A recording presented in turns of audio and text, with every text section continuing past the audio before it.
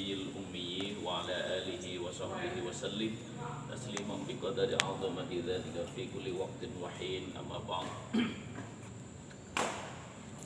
Melanjutkan tentang kajian mengenal Allah. Jadi kita asyraful ulum ma'rifatullah, ilmu yang akan memuliakan dirimu adalah ilmu engkau mengenal kepada Allah.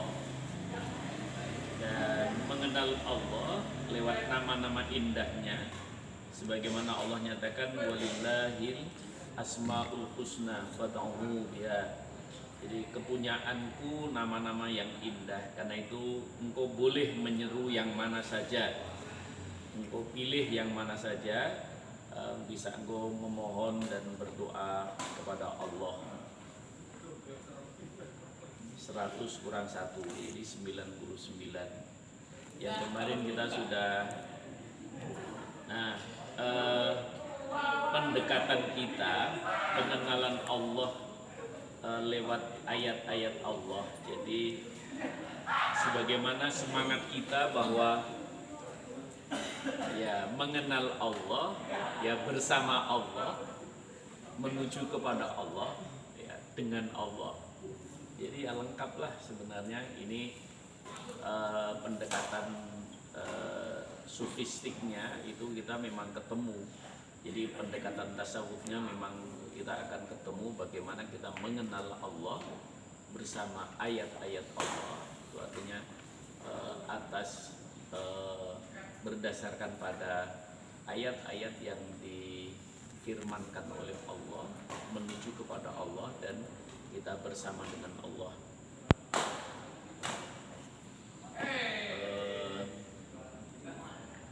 Kemarin kita sampai Ar-Rahim, di mana Ar-Rahim itu adalah sifat kasih sayang Allah yang khusus diberikan kepada orang-orang yang beriman saja. Kalau sifat Ar-Rahman itu sifat kasih sayang Allah untuk seluruh makhluknya, tidak terkecuali. Nah, sifat Ar-Rahim adalah sifat kasih sayang Allah yang khusus bagi orang-orang yang beriman saja. Dan itu akan ditampilkan oleh Allah Subhanahu wa taala mulai dari sejak, nggak usah nunggu di akhirat, di dunia pun kita juga sudah akan merasakan bagaimana sifat rahimnya Allah Subhanahu wa taala ini bisa kita rasakan. Sekalipun bahwa puncak dari kasih sayang Allah itu memang di akhirat.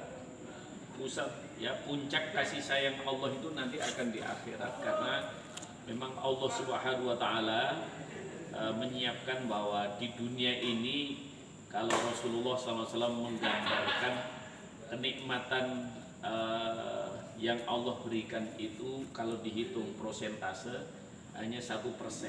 90%-nya adalah nanti di akhirat. Dan Allah juga menyatakan walal akhiratu khairu wa abqa. Walal akhiratu khairul laka minal ula.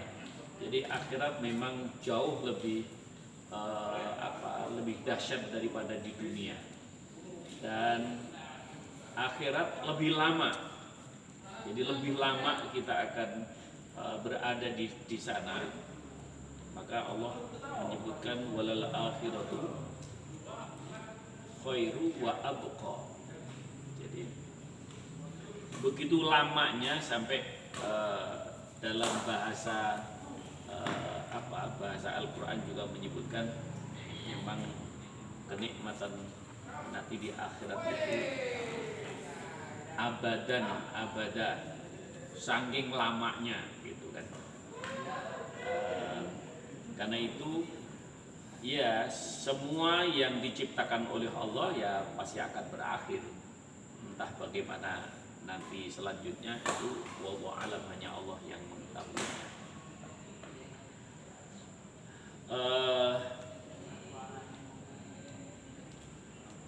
Sifat rahimnya Allah itu Allah tampilkan ketika Nabiullah Adam alaihissalam yang kemarin sudah kita kaji, melakukan kesalahan, dan kesalahan itu akan berakibat pada akhirat.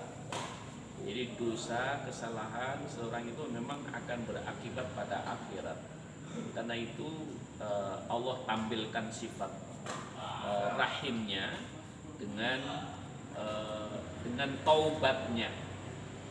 Jadi taubat itu adalah limpahan dari sifat rahimnya Allah.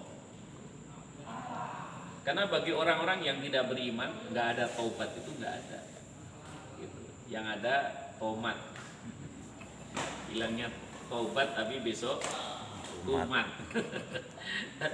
Makanya wastaghfirullah innallaha ghafurur rahim. Maka beristighfarlah kamu sekalian kepada Allah, memintalah kamu sekalian kepada Allah untuk menutup keburukan-keburukan yang kamu lakukan. Karena ghafar itu, ghafur itu adalah menutup dari hal-hal yang tidak pantas. Jadi memang ditutup oleh Allah Subhanahu wa taala. Maka mintalah kamu kepada Allah ditutup tentang keburukan-keburukan yang pernah kamu lakukan. Karena kalau dibuka oleh Allah pasti malu. Jangankan dilihat oleh Allah, dilihat orang lain, aib itu pasti kita juga malu kan. Nah karena itu maka wastaghfirullah, mintalah kamu sekalian kepada Allah untuk ditutup. Dan innallah ghafur, karena sesungguhnya Allah itu maha menutup aib, menutup keburukan, menutup. Karena itu, nah ada satu hadis di mana Rasulullah SAW menyebutkan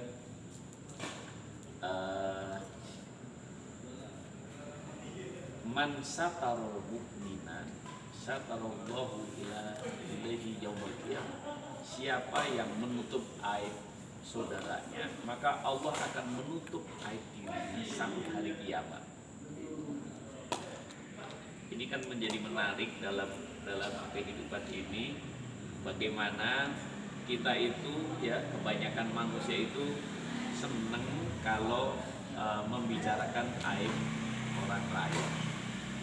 Padahal Rasulullah sudah wanti-wanti, kalau kamu sekalian mau menutup aib saudara, maka Allah akan menutup aib dirimu sampai hari kiamat. Karena setiap manusia itu pasti ada sesuatu, ada aibnya. Jadi kalau dilihat ketahuan orang dia malu gitu. Ada beberapa, makanya fenomena yang terjadi ketika seseorang itu mau melakukan pelanggaran atau kesalahan, dia dengan kesadaran penuh, maka dia sembunyi-sembunyi. Jadi dia sembunyi-sembunyi. Mereka yang contoh, mereka yang tertangkap tangan itu kan sembunyi-sembunyi kan, janjiannya sembunyi-sembunyi. Terus untuk membicarakan segala sesuatunya juga dengan sembunyi-sembunyi. Padahal ya yang diminta itu uang, tapi kan bahasanya kan simbol ya kan. Nah ini gimana nih, mau dibawain apel apa gitu kan, apel Malang atau apel Amerika gitu kan. Padahal apa yang dimaksudkan? Kan uang, mau rupiah atau dolar kan gitu kan. Kalau bilangnya udah bawain apel Malang aja, berarti rupiah. Bawain dolar ya kan. Oh kalau suruh bawain apel Amerika ya berarti dolar gitu kan. Begitu juga orang-orang yang melakukan penyimpangan sosial, penyimpangan seksual itu mereka juga sembunyi-sembunyi. Nah, jadi karena itu sebenarnya dia juga malu juga gitu kan. Tapi malu tapi mau. Itu masalahnya, malu tapi mau. Malu. Ya udah. Jadi kalah dengan maunya, malunya hilang. Maka Allah Subhanahu wa taala juga tampilkan, Qul in kuntum tuhibbunallaha fattabi'uni yuhibbukumullah wa yaghfir lakum dzunubakum wallahu ghafurur rahim. Lagi-lagi Allah tunjukkan tentang sifat rahimnya, tentang kasih sayangnya, di mana katakanlah jika kamu sekalian mencintai kepada Allah, fattabi'uni ya Muhammad, katakan jika kamu sekalian mencintai kepada Allah maka ikuti aku. Yuhibbukumullah, maka niscaya Allah akan mencintai kepada kamu sekalian. Wa yaghfir lakum dzunubakum, dan Allah akan mengampuni dosa-dosamu. Wallahu ghafurur rahim, karena Allah itu Maha Ghafur dan Rahim, Allah Maha Penyayang. Jadi ini kan bagaimana kita mengejawantahkan tentang mahabbah, ya, bagaimana kita mengikuti Rasul, bagaimana kita mendapatkan ampunan. Ini akan sangat terkait dengan sifat rahimnya Allah, karena ini sangat terkait dengan urusan akhirat. Ya memang ditampilkan di dunia, tapi ini sangat berkait, sangat terkait dengan urusan akhirat. Jadi kecintaan kepada Allah, kecintaan kepada Rasulullah, atau mengikuti ajaran Rasulullah, mengikuti jejak Rasulullah, dan harapan ampunan dari Allah, itu betul-betul itu urusan nanti akan ada kaitannya dengan urusan akhirat. Nah, jika seseorang itu betul-betul mencintai Allah, kemudian mengikuti Rasulullah, berarti dia diampuni oleh Allah dan dia layak untuk mendapatkan sifat rahimnya Allah nanti di akhirat. Kalau sifat rahmannya kan sudah ada, memang sudah Allah taburkan di dunia ini, dan kita merasakan betul betapa kasih sayang Allah yang dilimpahkan kepada kita semua. Tapi urusan masa depan, urusan akhirat, ini masalah juga yang sangat penting, karena kita sudah tahu dan kita sudah meyakini bagaimana perjalanan hidup kita, tahapan kehidupan yang akan kita alami adalah mulai dari alam azali, kemudian masuk ke alam rahim, dari alam rahim masuk ke alam dunia, dari alam dunia masuk ke alam barzah, dari alam barzah masuk ke alam akhirat. Nah, jadi perjalanan fase-fase yang harus kita lalui, dan memang betul-betul akan kita lalui karena kita sudah melewati 3. Kita sudah berada dalam posisi fase yang ketiga, dari alam azali, kemudian alam rahim sudah kita alami. Masih ingat gak? Ada gak yang ingat waktu di alam rahim? Kayaknya nggak ada yang inget deh, karena kita sudah lupa semua. Dan kita pasti akan masuk ke alam barzah, itu udah pasti. Dan itu sudah menjadi sunnatullah, menjadi ketetapan Allah yang harus dilalui oleh kita semua. Maka dari itu, bagaimana kita kemudian udah, yang penting kita cinta kepada Allah, semuanya hanya kepada Allah.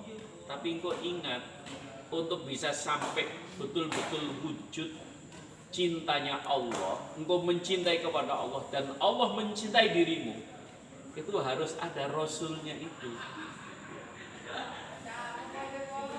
Jadi seseorang hanya pokoknya saya mencintai kepada Allah, tapi kalau tidak ada mengikuti jejak Rasulnya, ya Allah nggak akan mencintai. Berarti bisa jadi bertepuk sebelah tangan.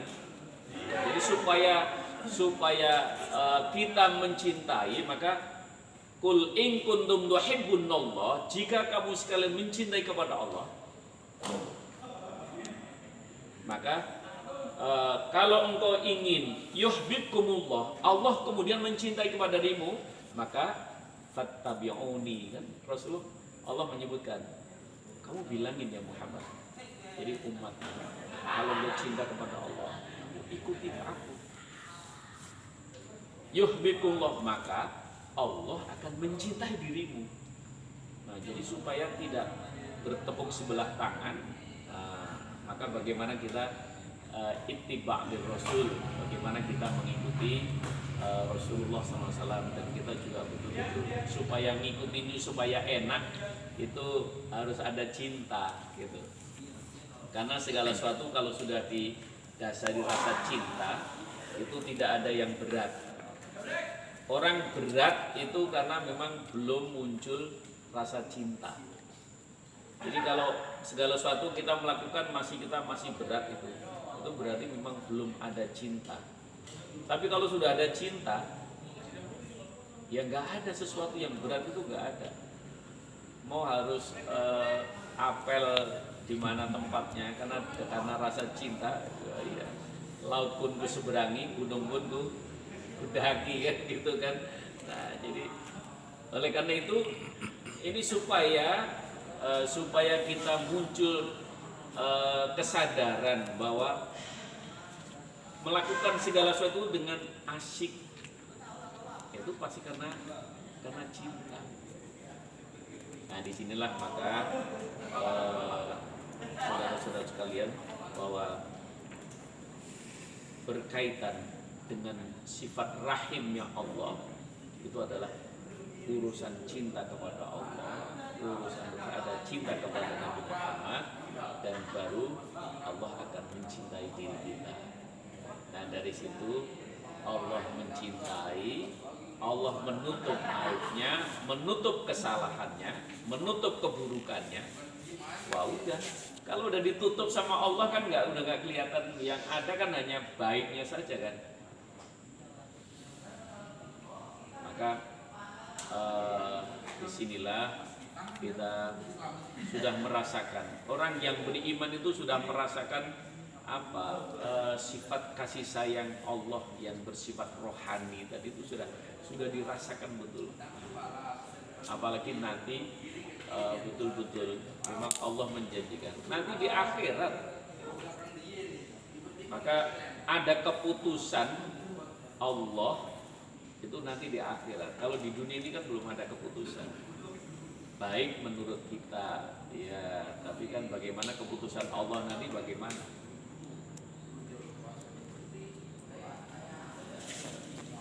Walillahi ma fis samawati wa ma fil ard, yaghfiru liman yasha wa yu'adzibu man yasha, wallahu ghafurur rahim. Dan kepunyaan Allah apa saja yang ada di langit dan apa saja yang ada di bumi. Allah wenang untuk yaghfiru liman yasha, untuk mengampuni kepada siapa saja dikehendaki. Wa yu'adzibu man yasha, dan Allah juga punya kewenangan untuk mengazab, menghukum kepada siapa yang dikehendaki. Tapi ingat, wallahu ghafurur rahim, maka sesungguhnya Allah itu Maha Pengampun dan Maha Penyayang. Apa hubungannya Allah pamer langit bumi terus terus Allah ngampuni, terus Allah mengazab gitu kan. Iya. Ada satu peristiwa, ada kisah ketika seorang datang kepada Ibrahim Al-Adham, ya Syekh, boleh nggak, bisa nggak saya ini hidup di dunia ini ya semau saya sendiri, nggak usah ibadah, nggak usah ini, tapi suka-suka saya sendiri, bisa nggak gitu? Nah, Ibrahim Al-Adham seorang sufi ya, seorang bijak, seorang soleh, dia tahu persis bagaimana harus menjawab. Ini pertanyaannya aneh, bisa nggak? Saya nggak usah sholat, nggak usah ibadah, nggak usah, pokoknya saya semau-mau saya sendiri. Terus nanti nggak dituntut sama Allah, begitu. Nah, maunya sendiri tapi nggak dituntut sama Allah. Tapi kata Ibrahim Al-Adham, bisa kalau kamu mau. Gimana caranya? Lah ya ini orang pertanyaannya aneh, begitu dijawab ya inilah. Jadi begitu hebatnya orang-orang soleh itu, begitu cerdik, cerdas, yang memang diberikan kemampuan oleh Allah Subhanahu wa taala untuk membimbing kepada jamaahnya. Dan akhirnya gimana caranya? Ya ada syaratnya. Syaratnya apa? Ya kamu jangan tinggal di buminya Allah. Loh, terus mau tinggal di mana? Ya terserah. Kamu boleh mau melakukan apa saja suka-sukamu, tapi jangan tinggal di buminya Allah.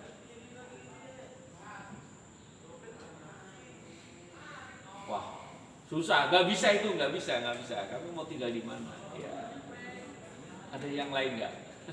Ada syarat yang lain.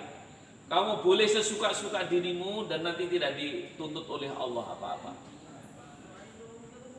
Yang kedua, boleh kamu bisa lakukan. Jangan engkau makan rizki dari Allah. Yang begini, aku saya makan apa? Ya terserah, ya kan? Karena wama bainahuma, di antara bumi dan langit itu semuanya milik Allah kan. Minum air dari mana itu yang milik Allah. Ya, semua buah-buahan semuanya ini dari Allah semuanya. Ya,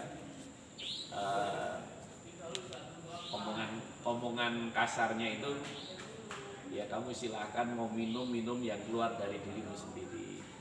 Kalau mau makan apa yang keluar dari dirimu sendiri. Jadi dan rasanya ya mustahil kan. Aduh, nggak bisa dong. Kalau gitu nggak bisa. Ada yang lain lagi nggak? Ada. Kalau yang kedua ini nggak bisa, jadi manusia itu nanti akan melewati namanya maut. Kematian itulah awal kamu sekalian akan diminta pertanggungjawaban. Jadi nanti kalau malaikat Israel datang, kamu akan dihadapkan kepada Allah. Kamu harus menolak mati. Tambah susah kan? Ya nggak mungkin. Semakin wah. Terus ada yang lain lagi? Ada, masih cari yang lain lagi. Kamu akhirnya mati juga kan? Begitu mati kamu masuk ke alam kubur, nanti akan datang malaikat mungkar dan nakir. Kalau dia datang, kamu bilang sama dia, nggak ada urusan sama kamu. Usir dia. Ya rasanya kan nggak mungkin kan. Tahu sendiri malaikat mungkar dan nakir itu memang bawaannya memang kasar, keras gitu kan, galak, dan memang begitulah. Maka sampai Sayyidina Ali itu, karena sudah dikenalkan oleh Rasulullah bahwa malaikat mungkar itu pembawaan itu kasar, keras gitu kan. Kira-kira nanti Sayyidina Umar itu waktu ketemu dengan malaikat mungkar nakir kayak apa ya? Maka Sayyidina Ali itu minta kepada Allah, berdoa untuk, ya Allah, saya ingin melihat saat Umar didatangi malaikat mungkar nakir itu kayak apa? Kan meninggalnya duluan Umar kan. Nah, itu Sayyidina Ali itu sampai dibuka hijabnya oleh Allah akhirnya betul-betul mampu melihat saat Umar yang begitu keras dan ya itu akan berhadapan dengan malaikat yang sama kerasnya. Dan ternyata memang benar itu. Begitu malaikat datang itu langsung digeretak gitu kan. Dan rupanya Sayyidina Umar juga nggak kalah galaknya. Hei, kamu jangan sembarangan datang-datang sudah menggeretak saya ya. Kamu tahu nggak siapa saya? Oh, emang kamu siapa? Saya ini temannya orang yang sangat dicintai oleh Allah. Oh, iya, tantang. Saya tanya sama Allah dulu. Ini urusan kayak gini saya nggak bisa pokoknya saya ditugaskan oleh Allah untuk menghukum, untuk menggetak, ya itu tugas saya itu. Tanya sama Allah, Allah ini ada yang ngaku-ngaku katanya. Ini ngaku-ngaku ini. Katanya temennya orang yang kamu cintai. Oh iya, Umar adalah sahabat Muhammad Sallallahu Alaihi Wasallam dan itu adalah kekasih karena itu dia temannya, dia sahabatnya. Ya sudah kalau gitu, ya sudah. Jadi, ya. Nah karena itu saat seorang yang bertanya kepada Ibrahim Al-Adham tadi ya kebingungan gimana saya kenal aja nggak malaikat mungkar dan nakir, terus suruh ngusir bilang nggak ada urusan, nggak bisa itu. Ya sudah kalau nggak bisa, akhirnya kamu juga ya udah berurusan dengan malaikat mungkar dan nakir. Tinggal satu lagi, nanti pada saat hari kiamat datang, maka kamu akan dibangkitkan dari alam kubur dan nanti akan di yaumil fasl, ya hari dimana kamu sekalian akan dihisab oleh Allah, diberhitungkan oleh Allah, dan kamu diputuskan oleh Allah bahwa kamu masuk neraka. Kamu bilang sama Allah nggak mau, maka orang ini akhirnya menyadari betul iya ya. Jadi manusia itu hakikatnya memang nggak bisa apa-apa. Memang semua walillahi ma fis samawati wal ardh, kepunyaan Allah, semua yang ada di langit dan di bumi itu punya Allah. Jadi kalau dia mau tinggal di mana ya nggak bisa. Ya nggak bisa di bumi sini, mau di bumi Serpong Dabe misalnya nggak bisa. Apa aja pokoknya nggak bisa. Jadi dengan begitu maka tidak ada alasan bagi manusia untuk tidak taat dan patuh kepada Allah.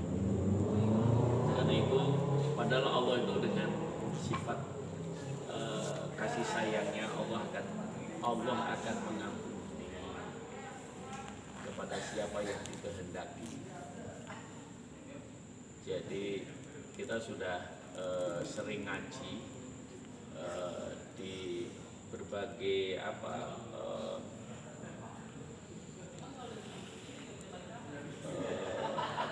penjelasan di dalam Al-Hikam itu kan disebutkan ya Allah itu, ampunan Allah itu tidak terkait secara langsung dengan seseorang untuk memohon ampun kepada. Jadi memang Allah itu Maha Pengampun. Artinya mana duluan taubat dengan ampunan? Yang selama ini kita ngaji kan ya mana duluan taubat atau ampunan? Diampuni dulu apa taubat dulu? Diampuni dulu baru orang itu terus tergerak untuk taubat. Dilimpahi ampunan oleh Allah sehingga seseorang akhirnya tergerak hatinya, tergerak lisannya untuk beristighfar. Maka yakini ketika engkau sudah istighfar, berarti engkau sudah diampuni oleh Allah. Karena memang ampunan Allah mendahului dari istighfar seseorang. Ampunan Allah mendahului dari taubat seseorang. Karena Allah memberikan ampunan, sehingga dia akhirnya tergerak untuk taubat. Jadi kalau kita semakin banyak kita beristighfar, berarti semakin banyak kita memang Allah ampunkan dosa-dosa yang sampai dibersihkan. Semakin banyak kita beristighfar berarti akan semakin dibersihkan. Itu karena memang Allah bersihkan. Tapi semakin sedikit kita istighfarnya berarti masih sedikit, baru sedikit yang diampuni. Berarti masih jangan-jangan masih banyak yang ini nanti masih ada urusan yang menyangkut. Karena itu Allah Subhanahu wa taala yaghfiru liman yasha. Allah itu berkehendak. Allah mengampuni kepada siapa yang dikehendaki. Orang suruh taubat, ntar aja deh taubat. Istighfar dong, istighfar. Berat untuk istighfar. Tapi ada orang yang nggak usah disuruh istighfar aja. Jadi karena memang Allah itu ya, makanya kita bersyukur alhamdulillah. Dan kita termasuk orang-orang yang istighfarnya banyak gitu kan. Wa yu'adzibu man yasha, dan Allah ya punya kewenangan untuk mau menghukum kepada siapa saja. Tapi Allah juga punya pakem gitu, bahwa Allah juga berwenang untuk menghukum kepada siapa yang dikehendaki. Tapi Allah juga punya pakem dalam kodrat dan irodatnya. Maka kita wallahu ghafurur rahim, karena sesungguhnya Allah itu Maha Pengampun. Nah, ada satu dalam hadis yang panjang dikatakan oleh Imam Bukhari itu, ada orang diputus oleh Allah untuk masuk neraka, tapi dia udah malaikat bawa ke neraka. Kayak waktu dia nengok lagi ya Allah, engkau kan mau pengampun. Terus melangkah lagi, nengok lagi, ya Allah, nggak ada yang bisa mengampuni kecuali Engkau ya Allah.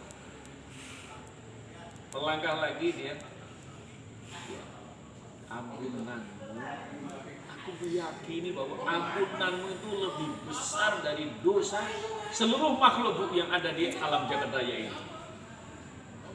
Akhirnya Allah panggil, malaikat bawa sini, suruh masuk ke surga aja.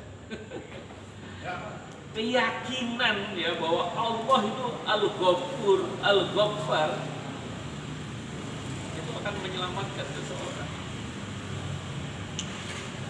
Jadi pertama, Allah kan Maha Pengampun ya Allah. Saya yakin gue Maha Pengampun.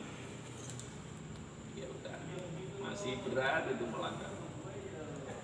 Jadi pada akhirnya nggak ada yang bisa mengampuni selain Engkau ya Allah. Saya yakin itu dari bisa ngampuni. Terus yang ketiga, ampunanmu itu kan lebih besar dari seluruh dosa kesalahan bagi seluruh makhluk yang ada ini. Ya Allah ya. Berarti dia mengakui betul itu. Yakin betul itu. Maka Allah sudah pindah, kamu masuk ke surga aja. Inilah memang Allah itu Maha Pengampun, Maha Penyayang. Jadi kita memang harus membangun kesadaran diri bagaimana Allah itu Maha Pengampun, Maha Penyayang. Jadi kita beristighfar itu bukan karena bukan karena dosa, tapi karena memang ya kita menyebut bahwa Allah itu, kita yakin betul Allah itu Maha Pengampun. Itu harus ditanamkan betul sehingga kita untuk begitu mudahnya kan gitu. Dan itu terkait dengan maka Allah akan menyayangi dirimu nanti di akhirat. Berarti dia layak untuk disayang oleh Allah, gitu kan? Menjadi orang yang layak untuk disayang oleh Allah ini. Jadi ampunan terkait dengan urusan akhirat. Inilah sifat ar-rahim Allah Subhanahu wa taala. Mudah-mudahan bermanfaat. Amin. Tadi gue tanya. Ya.